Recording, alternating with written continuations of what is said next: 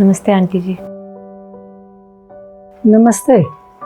मेरे बेटे से शादी करना चाहती हो? हाँ आंटी, मैं अक्की से प्यार करती हूँ और उसकी केयर भी बहुत करती हूँ। उसने मुझे बताया था आपके बारे में कि उसके घर में सिर्फ आप हो, तो मैं आपसे मिलने आई हूँ। अच्छा, तो तुमको अमीर लड़का ही मिला था क्या पटाने के लिए? कोई अपने लेवल का भी देख लिया होता। तो दिखने में तो तुम बहुत गरीब लग रही हो। मम्मी आप ये कैसे बात कर रही हो प्रांशी से? तो और क्या कहें? हालत देखिए इसकी क्या हो रही है। मम्मी मैं प्यार करता हूँ प्रांशी को। अरे प्यार की भी कोई एक हद होती है, कोई सीमा होती है। कम से कम अपने लेवल की तो देखा होता। तो हाँ बेटा, मैं तुमसे बात कर रही थी। तो बेटा, ये तुम्हारा कोई बिजनेस तो नहीं है कि अमीर घर के लड़के को फंसा लिया, शादी करी, फिर ऐसे जिंदगी गुजार रहे हैं? नहीं आंटी, मैं अक्की से सच में प्यार करती हूँ।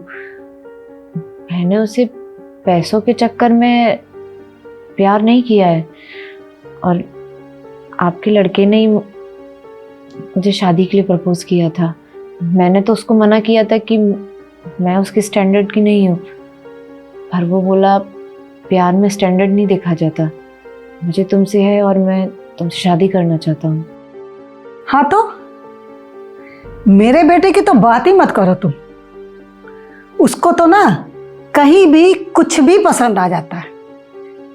एक छोटी सी बात बताए तुमको, एक बार इसको सड़क पे गरीब लड़के का खिलौना पसंद आ गया और मैंने ना उससे महंगे से महंगा खिलौना दिलाने की कोशिश की, लेकिन इसको उस गरीब लड़के का ही खिलौना चाहिए था।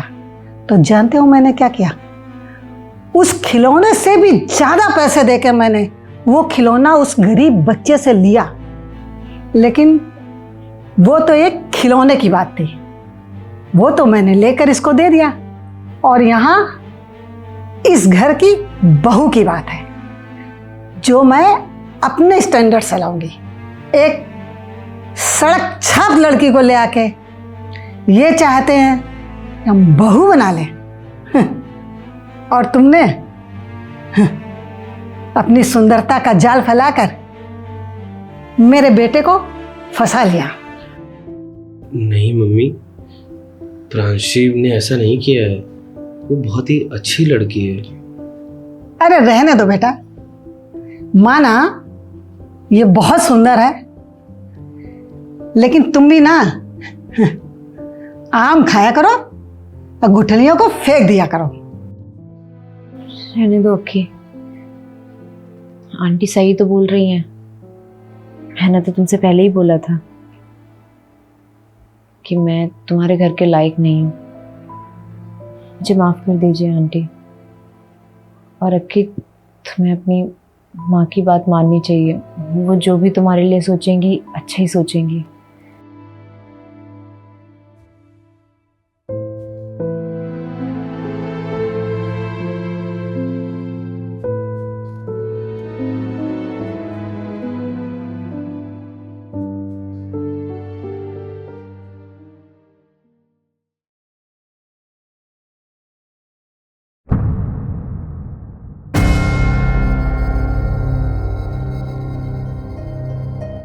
कौन है?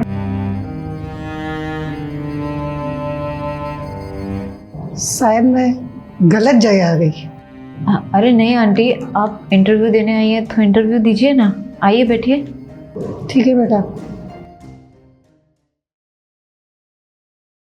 वैसे बेटा, तुमने हमको अपने ऑफिस में इस तरह बैठाया, मैं डिजर्व तो नहीं करती थी ये, पर अच्छा लगा हमें तुम्हारा ये संस्कार देख के। इट्स ओके आंटी, आप फाइल दीजिए अपनी।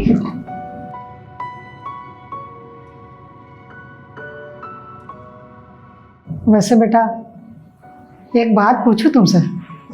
जी आंटी। तुम जब 3 साल पहले मेरे घर आई थी, तब तो बहुत गरीब बनकर क्यों आई थी? और तुम्हारा ये इतना बड़ा ऑफिस कैसे? वो एक्चुअली आंटी, उस दिन आपकी बातें मेरे बहुत दिल पर लग गई। आज जो कुछ भी मेरे पास है शायद आपकी बदौलत है। मेरी बदौलत? मैं समझी नहीं कुछ। हाँ आंटी, क्योंकि उस दिन अगर आपकी बातें नहीं लगी होती तो शायद मैं वही गरीब वाली ज़िंदगी जी रही होती। मेरे पास ये ऑफिस, नेम फेम नहीं होता। वैसे आंटी, मैं एक बात पूछ सकती हूँ आपसे? हाँ बेटा बोलो। अक्की कैसा है? बेटा, अक्की तो इस दुनिया में नहीं रहा। मतलब आंटी, कुछ समझी नहीं मैं। शायद तुमको सुनकर ये बहुत अजीब लगा होगा ना। वो बेटा, अक्की ऑफिस के प्रोजेक्ट के लिए आउट ऑफ इंडिया गया था और वहां पर उसका एक कार एक्सीडेंट हो गया था जिसमें और बेटा शायद मुझे अपने किए हुए कर्मों की सजा मिली। जब मेरे पास सब कुछ था, मैं कुछ ज्यादा ही घमंडी थी। ईश्वर ने मुझे वो आज सजा दे दी। आज मेरा बेटा मेरे साथ नहीं है और मेरा सब कुछ खत्म हो गया। और बेटा, अगर हो सके तो तुम भी मुझे माफ कर देना। शायद मैं माफी के काबिल तो नहीं होंगी, लेकिन फिर भी माफ कर सको तो। अरे आंटी, आप माफ़ी क्यों मांग रही हैं? आपने जो भी किया अपने हिसाब से सही किया था। और आंटी, मैं आपका इंटरव्यू नहीं लूँगी, आप यहीं रह सकती हैं और आज से आपकी देखभाल मैं करूँगी। पर आंटी, मुझे बहुत शौक लगा ये बात सुनकर कि अक्की इस दुनिया में नहीं है।